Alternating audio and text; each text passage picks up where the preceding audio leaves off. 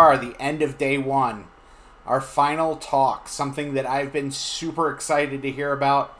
But before we get to that, again, if you haven't gotten a t-shirt, head out to the AppSec Village website. You can pick up a shirt there. And let's give a big thumbs up to everybody who helped to put this on this year. This is fantastic. Definitely want to thank everyone.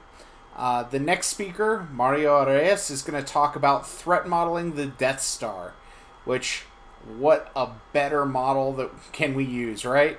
Mario is a software developer with 10 years of experience in 4 different countries. His expertise involves security, DevOps, and agile practices.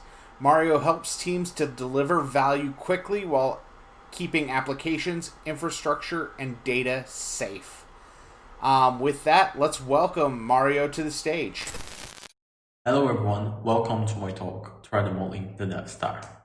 My name is Mario. I have been a software developer for over 10 years, and recently I have moved to be a full-time security engineer 2 or 3 years ago. And today, nowadays, I'm a software engineer at Canva. Today, I want to talk about treadmilling. And treadmilling is a subject that I feel is very important and is very dear to my heart for many different reasons. But the main reason is a reason that was shown on the State of DevOps report from last year. So the State of DevOps report is a report done by Puppet and different other companies where they survey different companies and they try to get information about how efficient they are in the DevOps world. And one of the things they look at is security. And they have looking at all different companies on all different sizes is the most effective way to improve your secure posture is to do security collaborative threat models with the security team and the development teams. That's really, really important to improve your secure posture. And that's what I have seen in my experience as well as a security engineer. Every time I introduce threat modeling to a company or to a team, I could see the benefits of it very quickly, like the improve of the secure posture. But before we're going to jump in about and go more in advanced details about treadmilling, I want to talk a little bit what the definition is, right? And if you try to Google it, you're going to see many different definitions, but this one I like the best. Is that treadmilling is a process to identify and enumerate threats. That's what treadmilling is at the end of the day, right? And that makes a lot of sense for security people. But then when you try to go to not secure people or not treadmilling nerds, they don't get very impressed, right? It's a very dry concept. It's a very abstract concept, and it's really hard to engage people who are not from security to actually understand and get involved with treadmilling. And that's a hard situation, isn't it? Where you have treadmilling brings so much benefits to the organization, but on the other hand, it's really hard to get other people to do it. And that was my position a few years ago, and tried to introduce treadmilling in a company. And I really knew that treadmilling is quite important, but I also knew that's not very engaging at all. So I was trying to find a balance where I could reap the benefits of treadmilling while make sure people were motivated enough to engage and participate in the process. It's not only more of one checkbox that you need to do at the end of the day, right? Anyway, then I come up with a list of requirements. And what the requirements are? The requirements are something like I felt if there wasn't there for the treadmilling process, they wouldn't be very successful. I wouldn't think that actually is something that's valuable to the company. And I come up with 3 different requirements, right? One is it needs to be engaging. Treadmilling definitely needs to be engaging.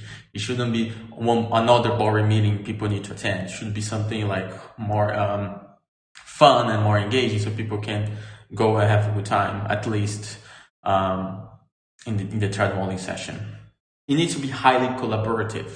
Again, the magic of the treadmilling happens when you get the security team doing it and the development teams doing it as well together and collaborating to get this process done. It's not like a process for me. It was like a no-go, a process where the security team did it behind the scenes, and they just return a report to the development teams. Definitely like wasn't something I wanted to do it. And finally, it needs to be valuable for everyone.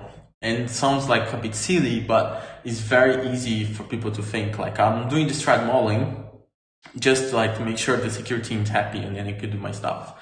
That's not the idea that I want to do for the Treadmilling. I want something that if people are participating, collaborating, they could get something out of it. They could like understand the process and see the value of it and then do it again and again, not only because security team wants to have the software more secure, because they also see value and they also want to get their software more secure. And then I look at very different methodologies. I look at Stride, I look at Pasta, I look at many others. But the software methodology that I like the most is attack trace. I think that resonates well with me, my experience, and resonates very well with the teams and companies I have worked for where I introduced that. I really like the way, because it's very simple and it's very easy to do it. That doesn't mean it's the best methodology for everyone. Like different people have different styles, different companies have different cultures. You might find just something different for yourself. But for me, that was very like when I saw attack trace, I really understood the concept. They really could see that being rolled out to the company. But before I actually tried to do the rollout for the company, I did a pilot first. I chose like a few selected teams. They were doing some interesting work and they were Treadmilling would aggregate value at that phase of the work. And with that, I talked to them, I did some pilots, I did a few Treadmills, and then I did a survey at the end of it to see what people think about the process. And I really asked them to be very honest, because if it wasn't working for them, chances are it wouldn't work for other people in the company, so it wouldn't be successful, and we should just like start from scratch again rather than try to roll out that process. And the numbers I got were very positive, let's say this. 80% of developers found like useful, they found valuable, and they would participate again. And for me, the participate again was the like ultimate metric. If they would participate again, is because I hit the 3 requirements. They saw value in it, was collaborative, and was engaging, right? And they see value. They actually saw value for them, and they want to do it again. So that made me feel confident. And then I did roll out that to the rest of the company. And I'm gonna want to talk about that, what's the process I did roll out, but I wanna use Star Wars for that. Because again, Treadmilling is very dry, it's a very abstract concept. So I always try to get different ways to make Treadmilling a bit more engaging. And Star Wars is one of the funnest ways that I have seen so far. So let's start with Star Wars. And that story starts with yourself in the audience watching this at this point, where you are the new CSO of the Galactic Empire, Chief Security Officer. Well done. You start as a low-level stormtrooper fighting the trenches against the rebellion, and you made all your way to the top. Now you are a Chief Security Officer. Well done. But not every team likes perfect, isn't it? That guy now, he's your new boss. Yeah, and how can I say this? He's a very different style of leadership. This whole thing, you learn about today, blameless culture or servant leadership, it's definitely not something he believes in. He's more like an old school kind of guy. He really thinks like high accountability is the way moving forward. But that's okay, right? Like everybody had like some problematic boss at some point in their careers. And I'm pretty sure you can like work around the guy. And you as being like a CSO, you start to look at the crowd use of the empire, right? What's the most important assets and what do you need to protect first before everything else? And the answer was very easy and very big as well. The answer was the Death Star. It's the most expensive project in the whole Galactic Empire. It's cost us around like 2 trillion credits. It's been 20 years in the making. It's the biggest weapon of the galaxy. and like a major strategic asset for the Galactic Empire. So definitely, that's the way you need to. That's the asset you need to focus on. However, it's a project that's being like as any waterfall project. They have like over budget and overdue, and the business is not happy with it, and the business would like to release that as quickly as they can to production. It's being like delay for over too many years. So your boss and the emperor, they're not very happy. But that's fine. You can work with that. You're a professional, right? Okay, so you identify already what you need to protect. That's a Death Star. That's a good first step. But you need to have some sort of understanding what kind of adversaries you're going to have, like what kind of attackers you're going to have. And you use a simple exercise called like evil personas. So the Galactic Empire has been attacked for too many years already. So you kind of know exactly what kind of attackers the Empire can have. So let's talk about it, because we need to protect the Death Star against them. And the first one is very interesting. It's Jar Jar Binks, right? Like Jar Jar Binks just represents a class of attackers where they don't know very well what they're doing. They don't have too many resources. They also very competitive, so they keep like trying to show their colleagues how good they are. Sometimes it can be annoying for the Empire, but honestly, when it comes to the Death Star, they are not very important personas. So although it's good to list them, but it's not very good like for your threat modeling for the Death Star. So just move to the next persona. Now we're going to talk about Han Solo, right? And Han Solo is a very interesting persona because Han Solo has a lot more expertise. Han Solo knows what they're doing, like any other bolt hunters. They know what they're doing. They have more resources as well. They have more their own ship. They might have like different weapons. But then again, they are there for the money, and they don't organize themselves very well. Bounty hunters are very competitive as well. They keep trying to go to the easy prey and get some easy money, but they don't try anything too big or anything like that. When it comes to the Death Star, it can be annoying, but on the other hand, like they're probably not a big threat as well. But these people can be problematic, right? Jedis. First, their expertise, it's huge.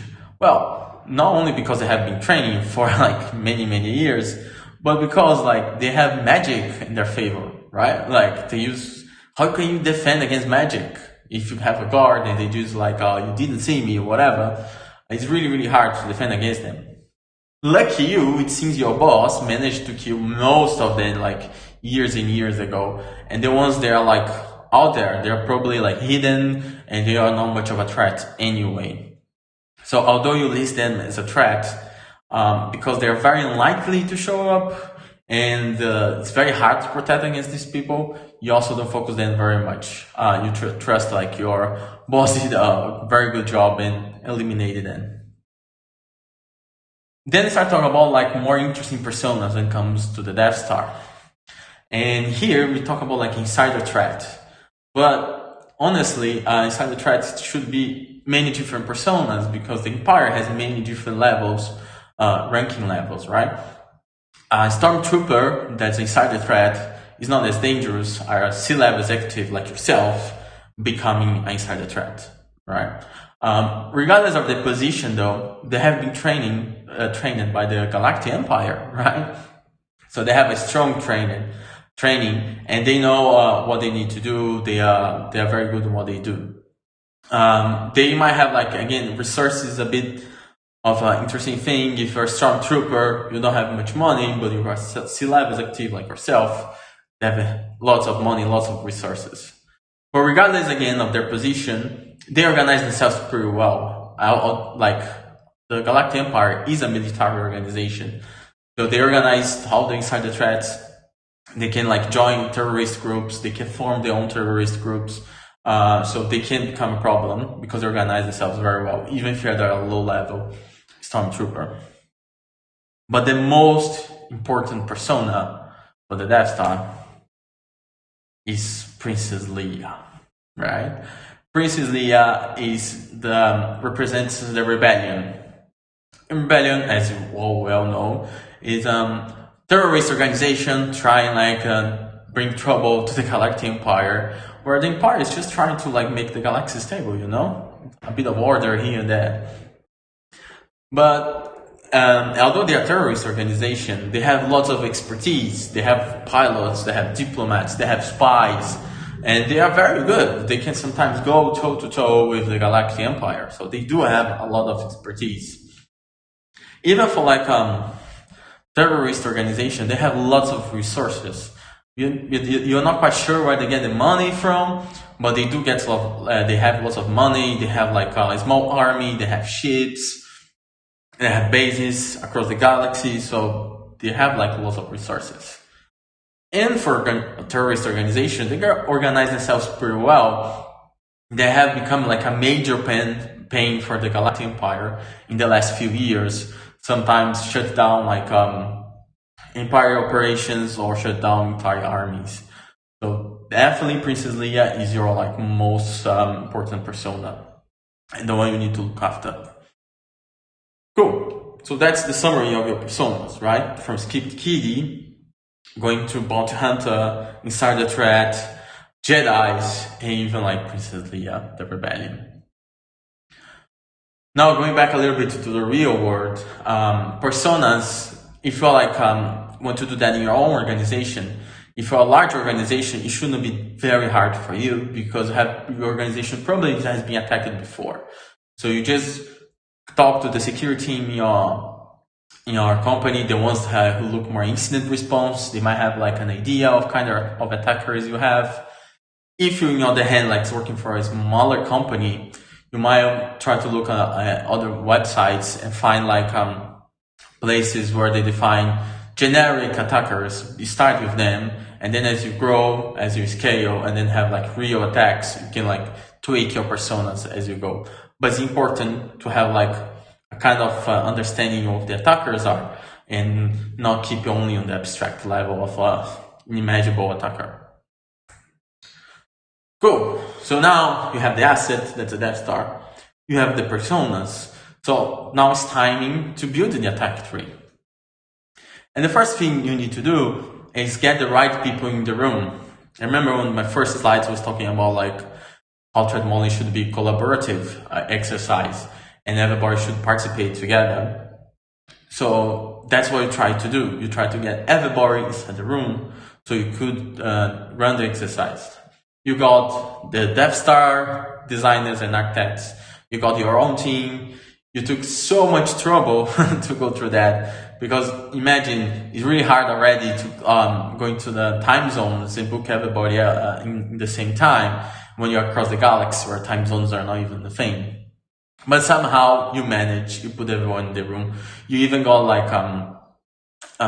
Darth Vader to do an introduction for the meeting, to give some motivation for people, the kind of C-level introduction. And then you start to run the attack tree session.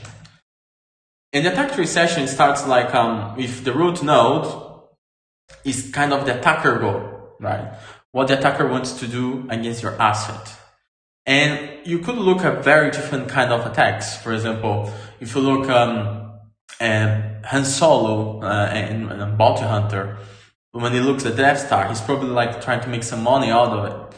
He might steal some weapons, he might steal food, I don't know. They might have steal a lot of stuff.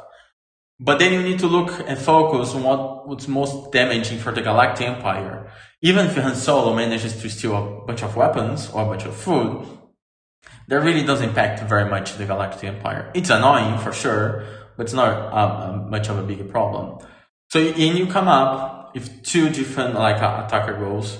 They are very if the attacker manages to accomplish this, it can be really damaging for the Galactic Empire. So you're gonna focus on that one. And there are two kind of goals that you need to look at. Is take control of the Death Star or take Death Star out of action. And take control of the Death Star would be really, really bad. Imagine like going to 20 years of project, release that to production just for some kind of attacker, get that weapon from you and use against the Empire. It would be terrible. But as well, it would be very unlikely for the kind of attackers you have, because none of them have the resources to actually managing a ship like the Death Star. You need to have like 1 million crew inside the Death Star. So to manage the whole thing, you need to have like a very specific expertise, and there's lots of proprietary technology. So even Princess Leia wouldn't be able to take Death Star out of the Galactic Empire and use it against the Empire. But they definitely can look at take this Death Star out of action. That's probably what would be the first goal. Is as soon as they know about the Death Star, they try to take it out of action and take this advantage that the Galactic Empire is building out of the game, right? So we're gonna focus on that, and we're also gonna focus on Princess Leia as a persona, because she's probably the one who can actually accomplish this. Cool. So we chose that take Death Star out of action. Now we need to think about how would you try to do this, right? How would you accomplish take Death Star out of action? So that's where the collaboration and the magic happens. The security team throws some ideas, the developers throw other ideas, and then you try to figure out like which one of these nodes are more likely to happen. And when you got everybody in the room, there are two kind of nodes that show up. They're really important, and then they're more likely to happen. One is disable the Death Star. I'm not talking about like a 15 minutes disablement or maybe turn off the power for 15 minutes or something like that. I'm talking about like some sort of disablement that is so dangerous, is so problematic that probably the Death Star is not usable anymore. You need to rebuild the Death Star from scratch so you can disable, so you can re-enable again. So it's kind of disablement where it's probably better just create another one rather than fix it. It's like same like you break your iPhone screen, for example. It's so expensive, they're most likely just buy a new one. And the other one is destroy the Death Star. Literally destroy the whole thing, exploding pieces or whatever. So that the two main ways you can take Death Star out of action. So let's focus a little bit on disable the Death Star. To disable the Death Star, you'd have two kind of nodes as well, two different ways to do this. One is what we call like a system failure, and the other one is mechanical failure. And a system failure is mostly like, for example, you disable the navigation system, you disable the heating system, you disable the engine system. You disable in such a way these core critical systems that they might cause like a chain reaction in the other systems and like shut down the Death Star. Or it can cause some sort of mechanical failure, and then it can cause some problem on the hardware itself. And the hardware can cause, again, another kind of chain reaction that's going to cause the whole Death Star to shut down, right? Cool. So how would you accomplish these things? And then for system failure, you need to compromise a critical IT system. And for the mechanical failure, you need to overload the critical infrastructure. So let's elaborate that a little bit. So there are many systems running inside the Death Star, right? And they manage like some sort of critical infrastructure. So if you have access, if an attacker has access to this kind of systems, they can do some damage. But usually the system protects against like problematic parameters or problematic variables or any dangerous kind of action. So what you want to do is what an attacker needs to do is not only have access to these systems, they need to compromise so they can bypass these kind of protections to cause a system failure. When it comes like to mechanical failure, you might overload some critical infrastructure. So you might overload the heating system somehow. And to overload the heating system, you need, you might cause all the hardware to have problems, right? Or you can cause like the Death Star to be very uncomfortable to stay with if people need to leave the ship. So there are different ways you can do that. But the interesting thing is, regardless if you're trying to compromise the critical IT system or overload the critical infrastructure, you need to have access to the internal network. There's no other way. So either to like have access to sensitive areas of the Death Star, you need to have this kind of action, you need to have this kind of privilege, or to compromise a critical IT system, you need to be inside the network so you can interact with the system, right? And it's an internal network because if you think about it, Death Star is just a weapon, right? It's not like they make their system public so people can access. They're not a service, right? They're a weapon. And as a weapon, they hide everything as much as they can. So in order to get like privileged access, you need to be inside the internal network. Anything that's public is probably like not very important and segregated from the other internal network. And in order to get access to the internal network, you need to be inside the Death Star. There is no other way. And then again, Death Star is a weapon and they don't expose much systems to the outside world. And they segregated that stuff very well. So you need to be inside the Death Star. So maybe you can go to a server room or steal some kind of like an employee badge or biometrics or whatever. So in order to get your privileged access. The interesting thing is we could go in more detail and like how would you get physical access to the Death Star? But as I said before, the Death Star has 1 million crew, right? Like it's very likely that an attacker like Princess Leia is going to be able to do that. Even if that's not true, another attacker that we have is an internal attacker. So it might be a person who actually has rights to be inside the Death Star, and then inside the Death Star they try to do something malicious. So we're going to stop this part of the attack tree here and go to the next step. So that's what we have so far. So we have like take the Death Star out of action. You have disable the Death Star, and then you have system failure and mechanical failure, and so on and so forth. But this is only one part of the attack trees, right? You have the other one where you want to destroy the Death Star. So how would you do that? How would you destroy the Death Star? And there are basically two ways to do this. One is big military attack. The Death Star is a big weapon, it's a huge weapon. It can cause a lot of damage, but also it's still vulnerable to kind of military attacks. So yeah, that's a way to do it. And there is another way that you figure out on the Treadmilling, and you were like so proud that you actually got that. There is a reactor inside the Death Star. In the very core of the Death Star, there's a reactor which controls everything and provides energy for the whole ship.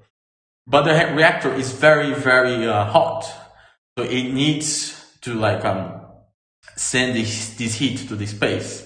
And the way to do that, they build like ventilation tunnels that go from the core straight to the ship, to the top of the ship. So then the heat can dissipate, right? But this is also a vulnerability because now we have a straight path to the core, and the core is very unstable. So anything that goes there, any kind of explosion, can cause a chain reaction that's going to explode the whole Death Star, right? So it's a really big problem in case an attacker can exploit this.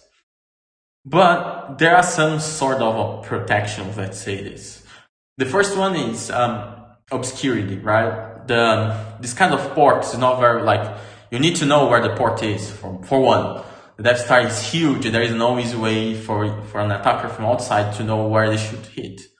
And second, the port is very small. It's only 2 meters wide. So it's really hard for any kind of pilot to send send a bomb over there. So it's not like it's very likely that to happen, but still not really great. So in order to destroy the reactor, you need to shoot to the thermal port. And to shoot at the thermal port, you need to know where the port is, right? So you need to obtain the Death Star plans. You need somehow know what the port is, so you can go there and shoot it, right? And that's the second piece of the attack trees.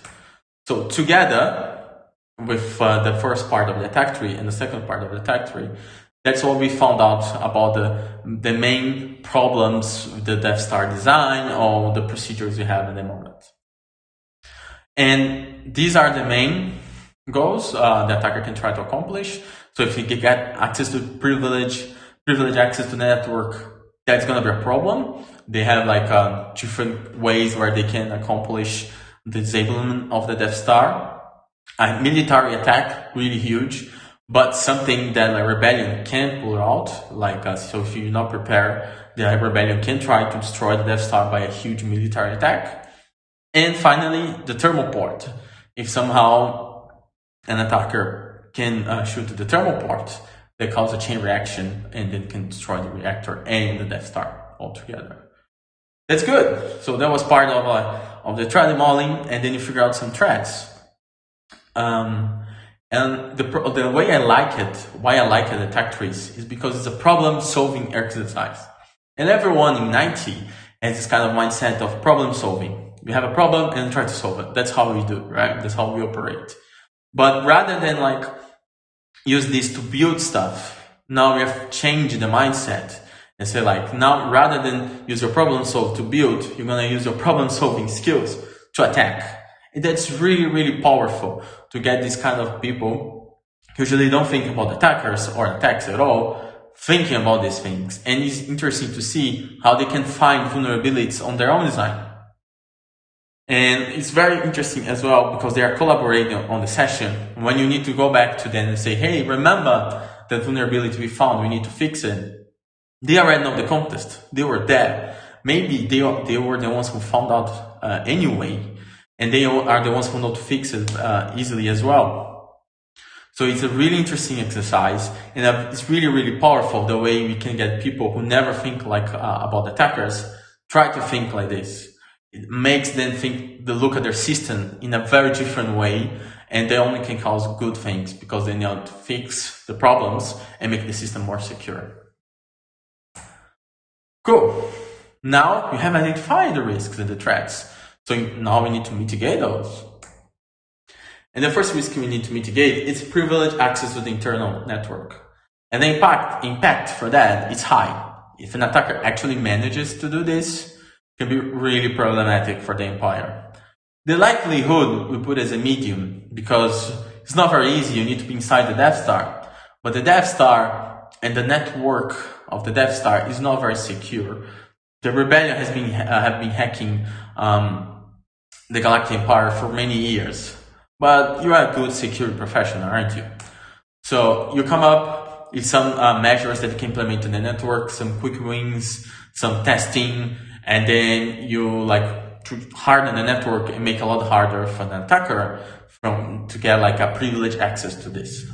So after this work has been done, you actually manage to improve the likelihood from medium to low. The impact is still high though. It's really hard to make sure the impact is gonna go down, but at least you make it's unlikely that's gonna happen. Next one. The next one is a military attack. Right, and then again, the impact is really high. If rebellion can pull out an attack, then can destroy the Death Star. That's really, really high impact. But the likelihood is also high. Why is that? Because if you are Princess Leia and you get to know that your biggest adversary has such a big weapon, you probably want to go and try to attack them first, right? But there is a few things you can do to mitigate that risk. The first thing is you need to come up with ways for the crew to respond to attacks very easily, very efficiently, right? So you define the runbooks, you make sure people they keep it on the call and keep on training and keep make sure this exercise has been running. So when the actual real thing comes, the response works very well. But not only that, the Death Star is gonna need some support, right? So that's why you get Star Destroyers. Star Destroyers are very big, other big ships of the Galactic Empire. And if they are close by when the Death Star is being attacked, they can provide really helpful and strong support. And probably make less likely of the rebellion to attack the Death Star when they have a strong support as the Star Destroyers. And finally, you do not try to monitor the rebellion activities, right? If they try to pull out that kind of attack, it's a huge movimentation. and they need to talk to so many different people and a lot of coordination. So if you get some sort of signal out of them, and then you interpret that, you can prepare before they actually pull out the attack. So you'll be a lot more prepared when they come. So for this, you manage to get the impact from high to medium, because even if the rebellion tries to attack with a strong military attack, you'll be a lot well prepared, and maybe you can either defeat them or at least buy enough time to get the Death Star out of that.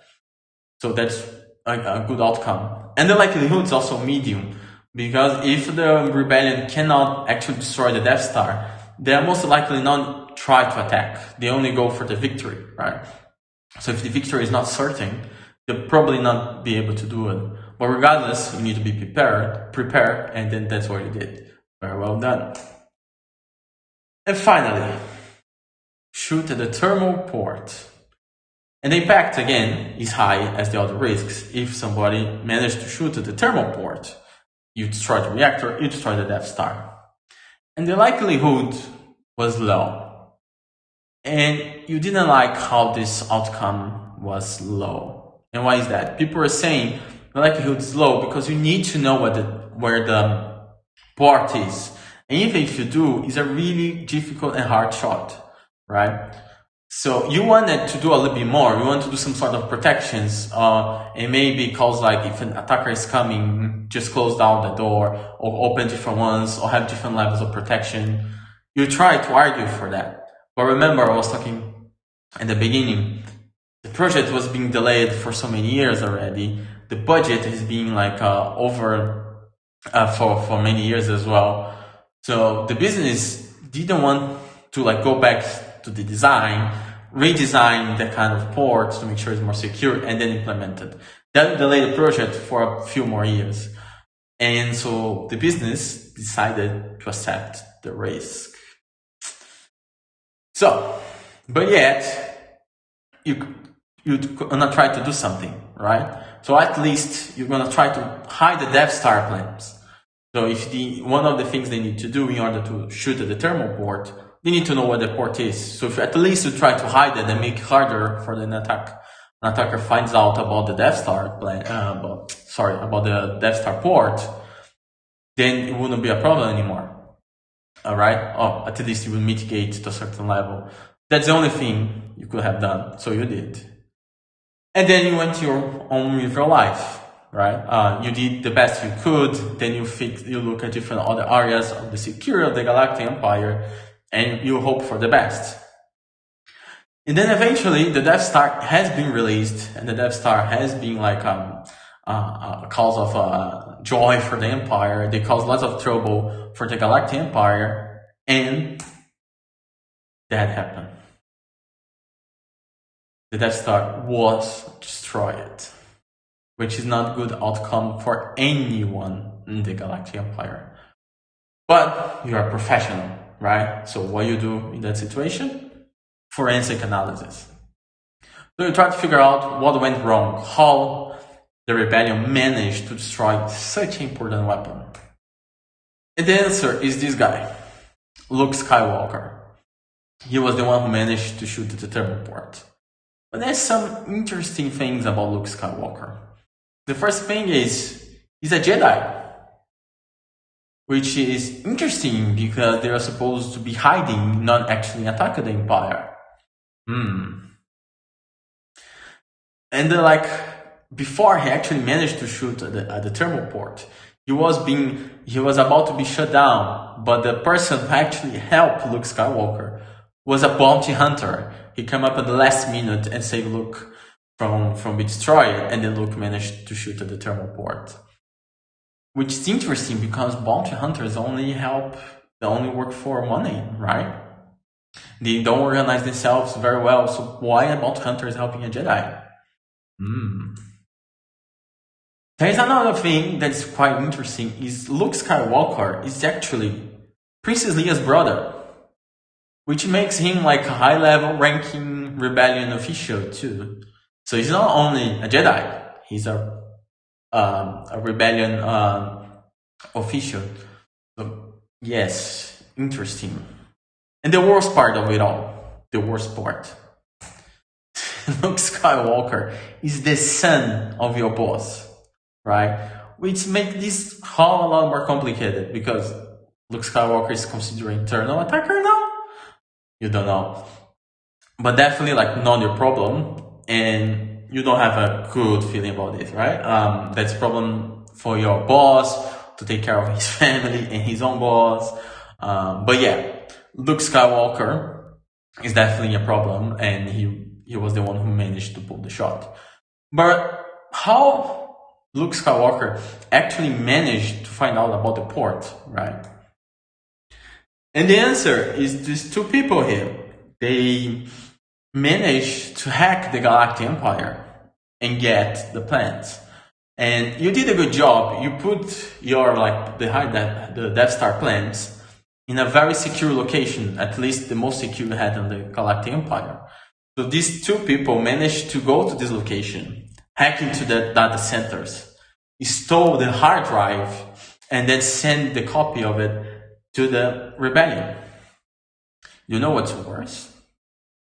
The worst thing of all that is there was no encryption at rest.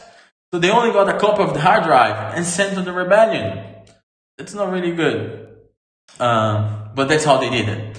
So they stole the plans, they sent the plans to the rebellion. The rebellion quickly attacked the Death Star, and for a miracle, they managed to shoot to the terminal port, and everything was destroyed, right? Well, I wish good luck for you, because now you need to deliver your report for the forensic analysis to your boss. Good luck. Now let's talk a little bit about lessons learned, right? Lessons learned of this story. And the interesting thing is, I use this analogy where you found out about the problem of the thermal port at the very end of the design, at the very end of the building of the software, at the very end, like before going to production. And then there's a problem that happens like in all companies. You find a secure problem at the very end, and then you need to fix it, but nobody wants to fix it before release to production. So treadmilling is something that you should do early and often. So in the case of the Death Star, if you have done like the treadmilling at the design level, and people are about like design this Death Star and come up with the design of the thermal port, you could have seen it, or somebody from your team seen the problem, and then you fix the design right there. It's a lot cheaper to fix at the design level or the beginning of the construction, or in the case of software, beginning of the coding, than actually at the very end, right? And there's a problem that happens all the time. So if you want to do treadmilling, do early and do often, because things change, right? Especially for software.